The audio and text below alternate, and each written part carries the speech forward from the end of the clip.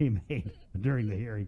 7:10. Let's go over to our KUAM Zoom room on the link, where we have Catherine Regis and Mr. Mike Uggan from the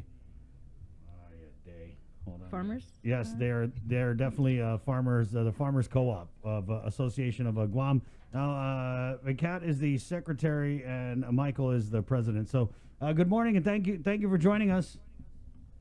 Good morning. Good morning. Good morning. So, tell us about this afternoon's Curbside Farmers Market. Thanks. Well, actually, what's happening is this morning our farmers will be dropping over their produce, freshly harvest in the morning at 9 o'clock, and then we have our volunteers also coming in, setting up the tables, and they will also be helping bagging those produce. And after that, we would prepare the pre-orders for Chamorro Village, because that's another outlet that we distribute the produce bags, and then the one up at the Farmers Co-op. So we're looking at. I'm sorry.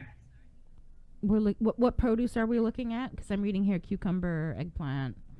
Yes, that's today. That will be in today's bags. We have the ripe papaya. We have the sweet corn from Ernie Wistic. And then we have our eggplant and our cucumbers from a couple of farmers. Mike, I guess just talk about the hard work that obviously these farmers put into getting this golai out to the people, and also have the farmers, Mike, are we, God, I don't want to say done with COVID, but have they kind of rounded the corner from the difficulties that we saw during the COVID where they weren't unable to get the produce out there? Not necessarily. Okay. That was the whole point of this drive from the beginning, is trying to sustain the productivity of the farming community on Guam, right? So, yes, early on, well, actually, even before the virus thing to happen, we were already we had plans, right? Opening the store and all that. So this virus issue came up and everything came to a screeching halt. And then, through our discussions and all that, we realized that if the markets are closed down, the farmers are not going to have any place to sell produce, so it's going to be like a huge loss. And then, of course, it would take the recovery time to get started again would be 2 to 3 months, maybe even longer. So we decided we needed to find a way to keep them going, at least even marginally, right? So we came up with this bag distribution, a mixed bag of produce, which could be fruits or vegetables.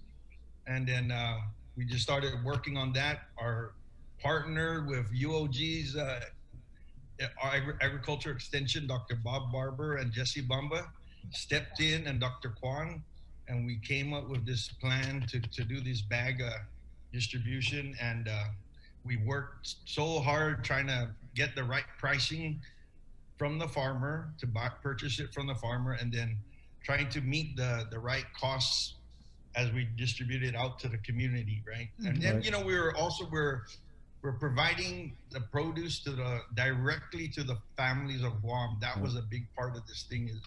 So it's from the farmer straight to the household, right to the dining room table. That was the big thing. And then, so we just kept pushing and working through it, checking all the pricing and all that. And then, so we had to bring the farmers in, and we had to talk to them very specifically about what we needed them to do, trying to encourage them to keep producing, telling them all the different variety of produce that we need. And they've stepped up to it. They've really stepped up to the plate, these farmers.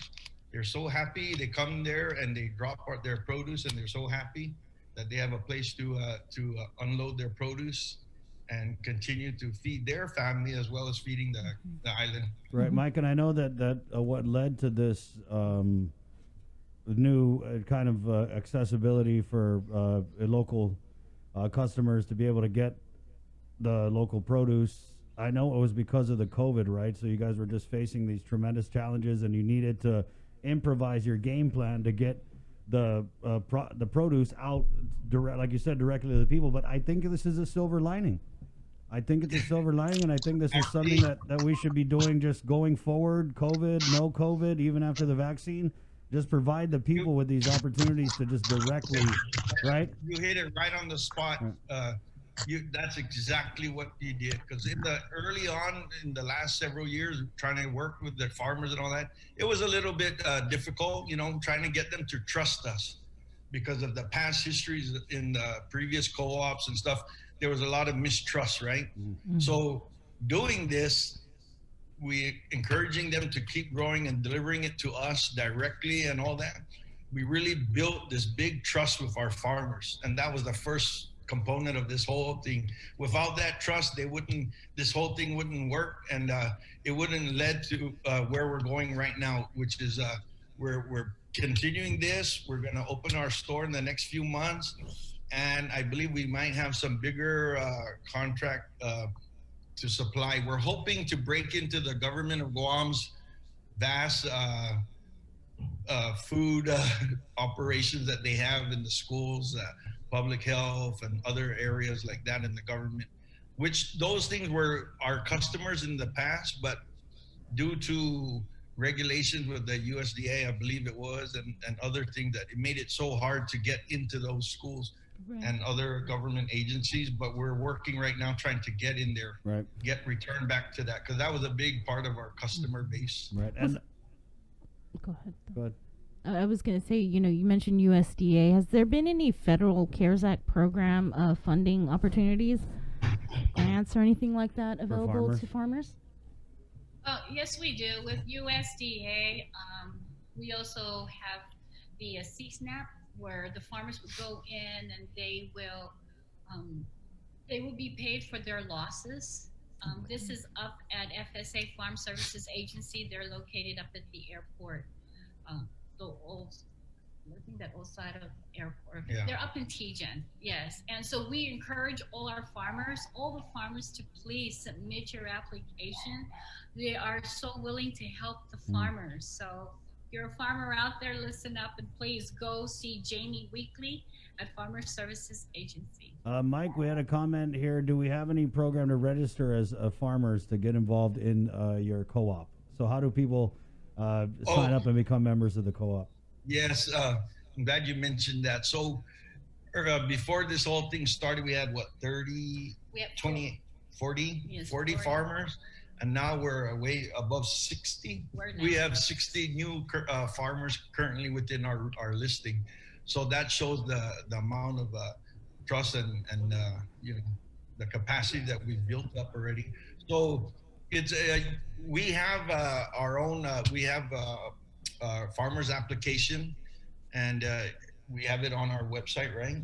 Yes, we do. And then we have just the paper form, but there are criteria that we expect from the farmers, right? So they provide all their information as far as the farm location and the types of crops they're growing and all that. But we also require a certification for the core for pesticide use. And then we also stipulate that we can come to their farm and inspect their farming areas to ensure compliance with our standards of, basically just cleanliness and other food security issues. We make sure that we comply with all of that. So those are the things that we expect from the farmer when we bring them into our co-op. And we're also encouraging them to practice some conservation practices, such as like drip hose irrigation and mulching, windbreakers. Right. We're also encouraging our farmers to do that. We are, however, in the process of developing our web design, our website. So we don't have one right now, but we are on Facebook and we are on Instagram. And we do plan to put our application online once we get our website up and going. Got it. What's your Facebook profile, your name? Is it Farmers? The Farm Cooperative Association of Guam, yeah. And just real quickly before we let you go, it's $20 per bag for today's drive-through? That's correct. And you must pre-order. No, not necessarily. You can Okay. also drive up, and when you do drive up, you don't have to get out of your car. At least for the Dedido side, they will load it for you. With the Chamorro Village, you would need to get down because the parking lot there is small. It won't accommodate that traffic. Yeah. So it would be foot traffic at the time, just park and then. But they're highly visible now. We've got a sign out there that says Farmers Co-op. Nice. Okay. All right. Well, hey, anytime you guys harvest, give us a call, and we'll put you guys out there. We'll, the Golai of the week on the link. Yes, you go. Yes. Well, drop by this today. We'll be up there today distributing our produce bags. So if you guys have time, come by. Mike, All right. And I'll guarantee you a T-shirt. That's for sure. okay, let's see that shirt here. There's Yeah. check this shirt out, Mike. If you could just show the okay. shirt to the camera. Nice. Yeah, day And Shinar. it also comes in blue. Ooh. Right So on. if you have a preference. Do you have any mediums? Yes, they do. And Okay. small. Okay. Okay. You know what I need is I need a large up top, extra large bottom, maybe a hybrid. Don't worry. I think we have the same size. Right, yeah. Okay. I believe they call that a dress. Yeah, they call it a dress. Thanks. Hey, okay. So thank you guys, and we'll Take see you care. later on. Okay. Thank you so much All for right. allowing Nice us stuff. to speak with here. Of course. Today. Okay. Thank you. Anytime.